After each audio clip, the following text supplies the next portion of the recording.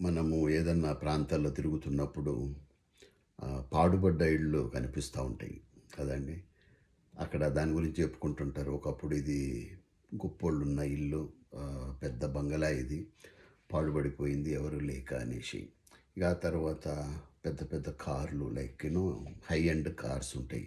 5,00,00,000, 6,00,00,000 రూపాయల కార్లు కూడా గరాజుల్లో వెళ్ళి చూస్తే అది శిథిలావస్థలో ఉంటాయన్నమాట. దానికి పెద్ద విలువ ఉండదు కదండీ!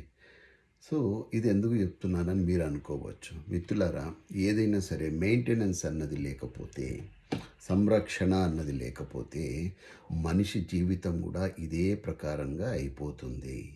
ఈ 1500 గ్రాముల పదార్థం ఏదైతే భగవంతుడు పెట్టిండో మనకి, దాన్ని నిరంతరంగా ఉపయోగించుకుంటూ ఉండాలి.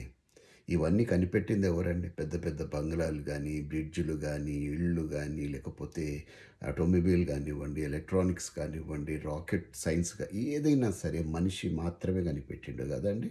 అదేం కంప్యూటర్ కనపడలే. కంప్యూటర్‌ని గూడా మనిషే కనిపెట్టింది. ఏఐ అంటున్నారు, ఆర్టిఫిషియల్ ఇంటెలిజెన్స్. ఆ! దాన్ని ఆపరేట్ చేయడానికి కూడా మనిషే ఉండాలి గదా! కాబట్టి ఇది చాలా పవర్‌ఫుల్ అన్నిటికన్నా. దీన్ని ఉపయోగించుకోకపోతే ఏమవుతది? ఇది కూడా శిథిలావస్థకి మనల్ని చేర్చే అవకాశం ఉంది. కాబట్టి యెస్. అందుకే అంటారు idle men's brain is a devil's workshop.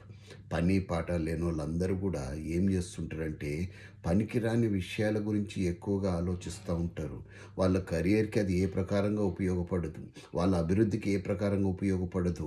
కాబట్టి ఇలాంటి ఆలోచనలు మనం పక్కకు పెట్టాలి మిత్రులారా. ఏ పని చేసినా, ఏ ఆలోచన వచ్చినా కూడా అది మనకు ఉపయోగపడుతుందా లేదా? సమాజానికి ఉపయోగపడుతుందా లేదా? నా కుటుంబానికి ఉపయోగపడుతుందా? దేశానికి ఉపయోగపడుతుందా?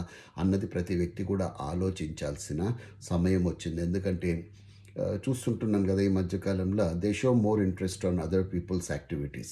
అవసరం ఏంటండి? మీకు కష్టాలు లేవా? మీకు ఇబ్బందులు లేవా? మీకు ఒక మంచి భవిష్యత్తు ప్రణాళిక వేసుకోవాల్సిన ఆవశ్యకత లేదా? ఖచ్చితంగా ఉంది. వాటినన్నిటిని పక్కన పెట్టి why do you focus on other things? Laziness అంటే ఏందండి? Postponing the important things for the sake of unimportant things.